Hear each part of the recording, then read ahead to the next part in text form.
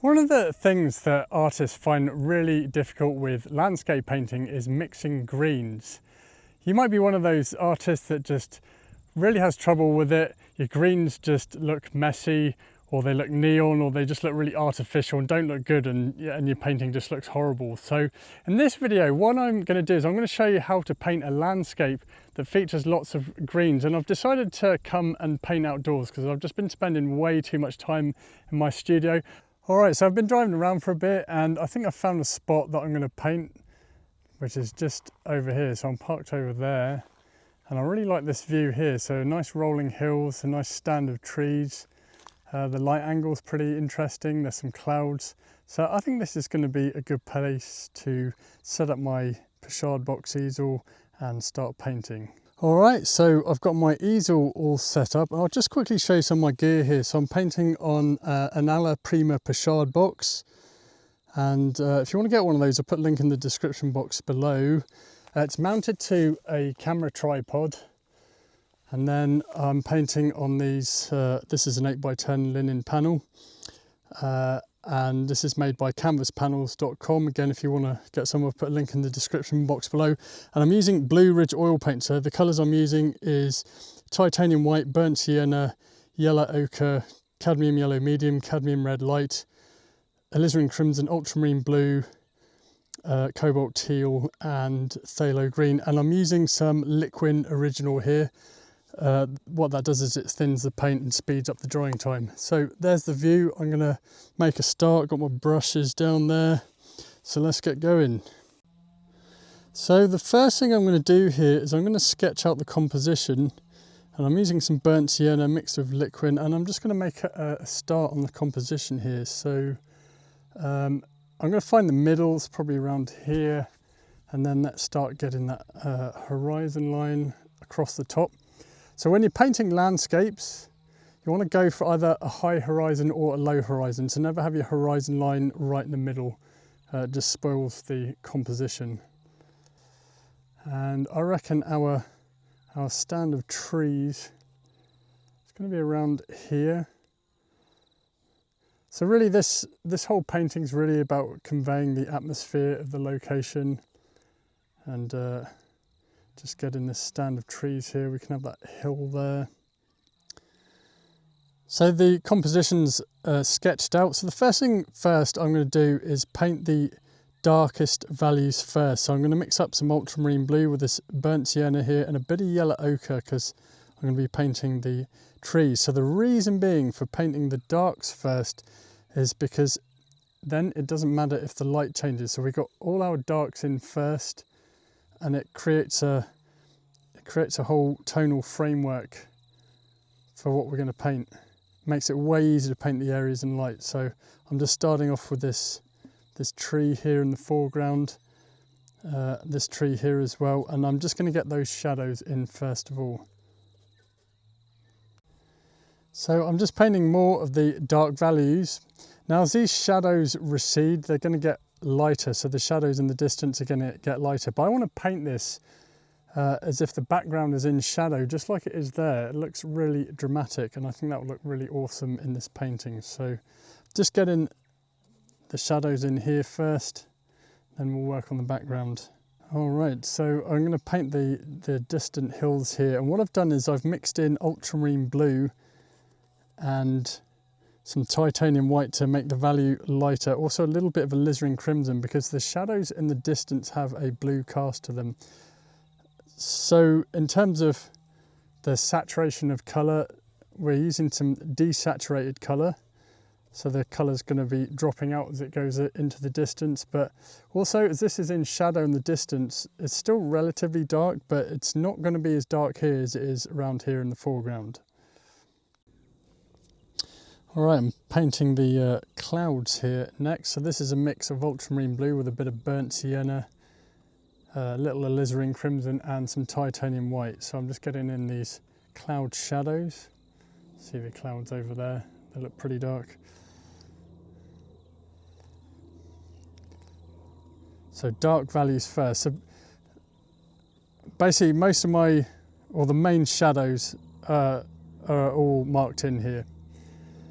And now it's going to make it a lot easier to paint the areas in light.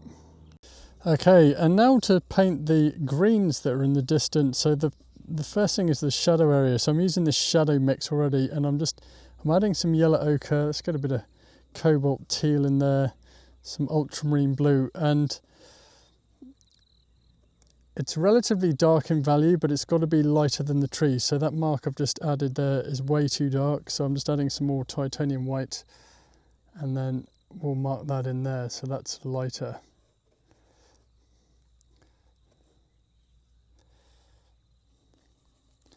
Get a bit more white in there.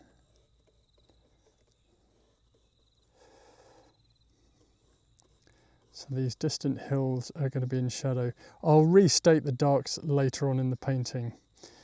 One of the other things about painting outdoors is I'm using just really loose brushwork. I can add a bit of detail later on, but the key is to try and paint as quickly as you can, because the light is always changing. So we want to get these colours down. So you can see that the light's changing already. I've got the main part of my darks added there into the painting. So now it's time to start painting the areas in light. So I'm going to start with the highlights in the trees. So these are mostly New Zealand native trees. I'm in New Zealand. Can't remember if I said that earlier. And what I'll do is I think I'll just work off this shadow mix, and I'm going to use some yellow ochre and some cadmium yellow and some ultramarine blue. This will just form the base of my green. And then we want to get some kind of a red element in there. So I'm using some alizarin crimson. So red is opposite to green on the colour wheel. It's just going to help to balance it out a little bit. We'll get a bit of titanium white in there just to desaturate. And also a bit of cobalt teal. That's just going to shift the hue. So we've got a bit going on there with this green. But the main thing to keep an eye on is the saturation, which is the intensity of the colour, and the value, which is how light or dark it is. So let me just explain a couple of rules about painting landscapes in general. And as I said, the value is how light or dark your subject is. So we'll find our darkest darks and our lightest lights in the foreground. And then as landforms recede, the darks aren't as dark and the lights aren't as light. So that's something to consider. So I'm always thinking about value, the value of the colour when I'm painting. If your colour's not completely right, then as long as your values are okay, then usually you can get away with it. But if your values are off, then you're just not going to get the depth and distance in your painting. So at the moment, what I'm doing here is I'm just starting to mark in some of the highlights. And as I'm using Liquid Original, I'm going to take advantage of the fact that when I come back to it a bit later on, it will have dried a little bit, and then what I can do is I can layer on lighter colour later on in the painting. So once I've worked on the area, it will give it a bit of a chance to dry, but I'm just starting to mark in these highlights. Really the main aim right now is just to get the paint on the canvas as quickly as possible. So moving along here, and I want to start painting the grass, and I'm going to use the same brush that I've used for the tree here and the same mix, but I'm just going to add more titanium white. And let's get some yellow ochre in there, some cadmium yellow, and we'll get a bit of ultramarine blue, and a little bit of alizarin crimson. And what I want to do is I just want to get some of these light straw coloured tones in the grass there. Again, I'm just painting them a little bit darker at this stage so that I've got room that I can add my lighter layers of paint once it's dry a little bit. So another tip for painting greens, or just values in the landscape. So green, especially the green of the grass, is one of the more lighter values to be found in the landscapes, yet the trees, some of the darkest values. So that's something to think about. So a lot of the greens, especially in conifer trees, are actually quite dark. Deciduous trees, the greens tend to be a bit lighter, but they're still usually darker than the grass. So if you want to make the trees stand out, you've got to make sure that the value of the tree is darker than the grass. Now I can increase the saturation of the grass here even just by mixing in a tiny bit of phthalo green to the mix. we can just get some more saturated greens, especially for around the foreground here. You can balance it out with some red, like some cadmium red light, for example, just to balance out the green. It doesn't matter that it's a bit darker at this stage, it's just going to give us plenty of room to add lighter layers of paint. But at this stage of the plein air painting, the most important thing is just to get that colour down. And then once we've done that, then we can start working on some detail and making tonal adjustments and things like that. Still working on the grass here. So I'm going to start painting the grass that's in the foreground, and one of the ways you can paint more convincing looking grass, especially if you're painting outdoors, is to perhaps do some horizontal brush marks like this and then up and down motions like that in the direction that the grass is growing in. So that's just going to help to convey thick looking grass. As I say, I'm using a darker tone at the moment so that I've got room to add my lighter layers. There's also quite a bit of straw coloured grass as well, so we can add that in as well. So the time I'm making this video, it's March in New Zealand, so it's the end of summer. So, you know, our seasons are in reverse because I'm in the southern hemisphere, but the weather's still been really pretty good, still quite warm, but everything's looking pretty dry and just in need of water. So we've got quite a few, you know, golden tones and things like that in the landscape that we can convey in our painting. All right, so I'm going to paint the sky and clouds next, whilst I just wait for this to just dry a little bit with the liquid original that I've used.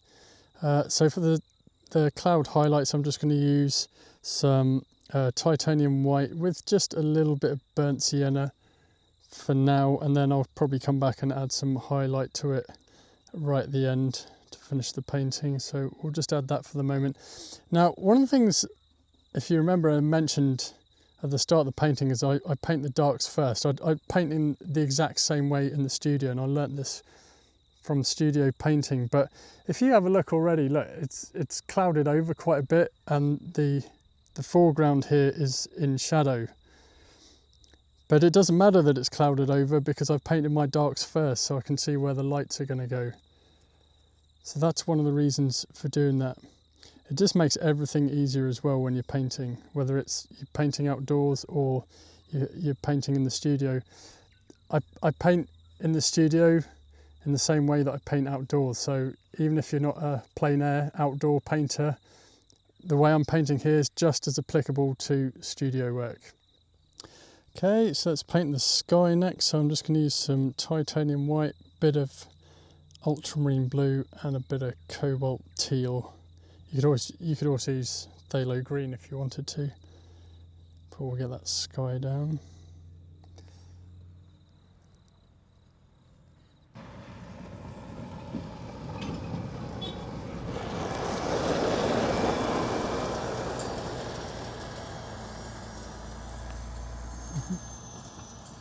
All right, so I've got the main colours down, I've got the sky done, and what I'm going to do now is I'm going to start working in some detail and restating some of these darks. So hopefully the liquid that I've been using will have dried just a little bit, just to make it a little bit more sticky, or so it gives it a bit more of a tack, so that I can just layer thicker paint on. And I'm going to start conveying just some detail. Probably what I'll do is I'll switch up my brushes shortly and get some synthetic brushes out. Now, if you're enjoying this video so far, or I hope you are, but if you want to learn more about painting landscapes, especially if you're struggling with things like mixing greens or just conveying depth and distance, or struggling with composition, then I invite you to join my art school. And starting in a few days, at the time of making this video, we're doing a whole painting course for 10 weeks where we're going to paint a landscape that's got loads of green rolling hills in it. So if you're struggling with mixing greens, then by the end of this landscape painting course, you should be able to confidently be able to mix greens. So right now I'm giving away a 7-day free trial. All you need to do is just click the link below to join.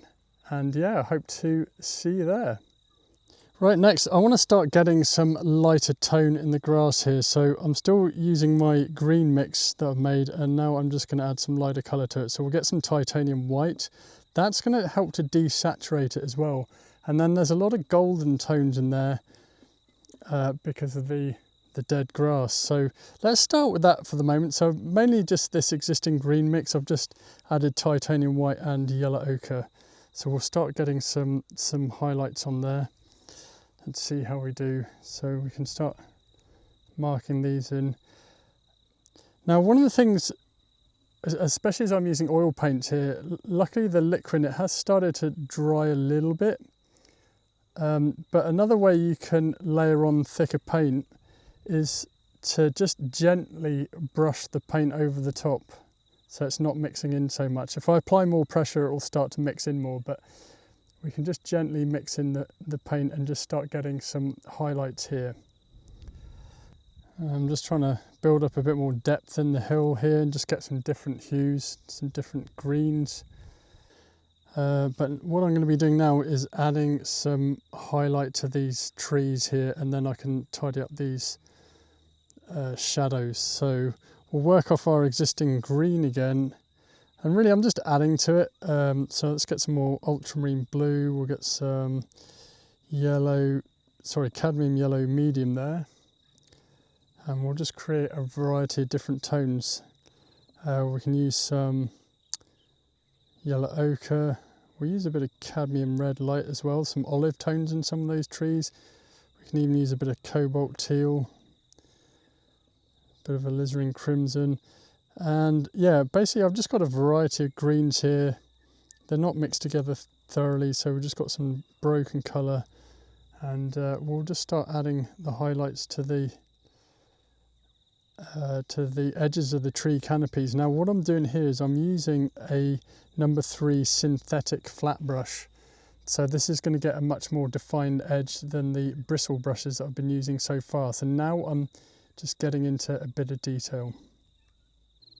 Alright, so next I want to restate some of the shadows in this tree, especially this one in the foreground. So this is where the darkest shadows are going to be. So I'm going to just create a fresh mix here. So I've got ultramarine blue, and we'll get some yellow ochre. So actually just these two combined, yellow ochre, ultramarine blue, it creates just a nice shadow green mix for tree shadows. So it helps to desaturate the blue, and it's got a nice green cast. I'm also just going to add a little bit of burnt sienna there, just to darken it up a bit more.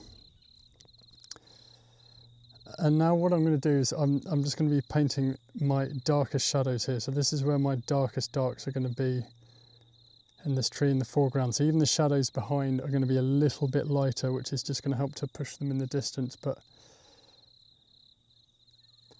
I just want this tree to be a bit more dominant in the landscape here. So we've got some nice dark tone. Also the initial layer of paint underneath has just started to dry a little bit, which is the advantage of using Liquin Original. I don't use Liquin in the studio at all because it's a little bit toxic. But if you're using outdoors in the fresh air, it's absolutely fine. Alright, so now I'm getting more of these shadows in. There's some shadows on the side of the hill here, especially as the light's moving. Now I'm just restating some more of these shadows that are in the midground, so this part of painting it as if it's in shadow, so I'm just adding some the suggestion of more trees and things like that. Alright, so I've been painting probably for about a couple of hours now, and it's really time to think about getting this painting finished. So what I'm doing now is I'm just adding a few highlights to some of these trees. So I'm saving my lightest values until the end. It's the best thing to do when you're painting landscapes. You start off darker and then you build up those lighter tones, and then we can just add these last little highlights right at the end. Yeah, one of the last things I want to do is just convey some more of this like warm light that's on that grass, especially here in the foreground.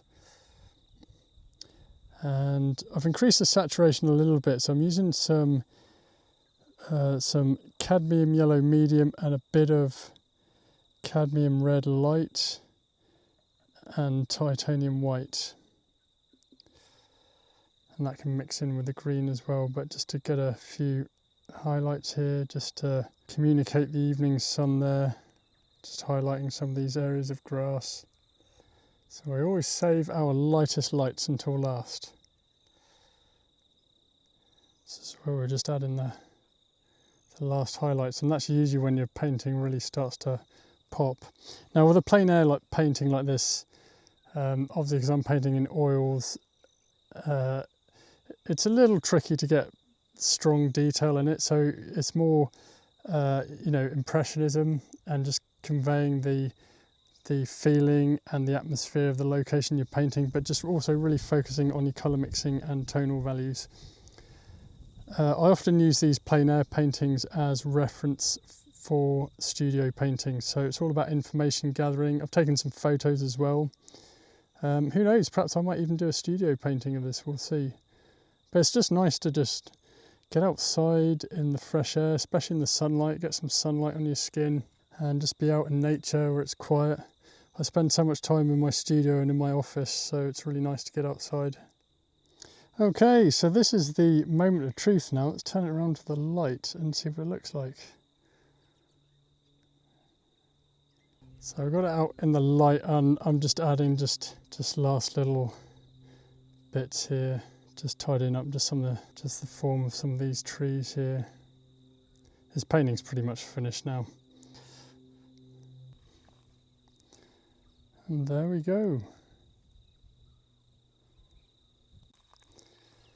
So there we go, I think that's finished. So I hope you enjoyed that painting demonstration here. If you check out my other videos on my YouTube channel, they're mostly studio paintings, but I think it's really nice to just go outside and paint outdoors and actually just show you more of a sort of vlog style point of view perspective of me painting. So I hope you enjoyed this video. I'm going to make some more of these. If you'd like to learn more about painting outdoors or painting landscapes outdoors, check out this video here. Thanks for watching, and I'll see you in the next video.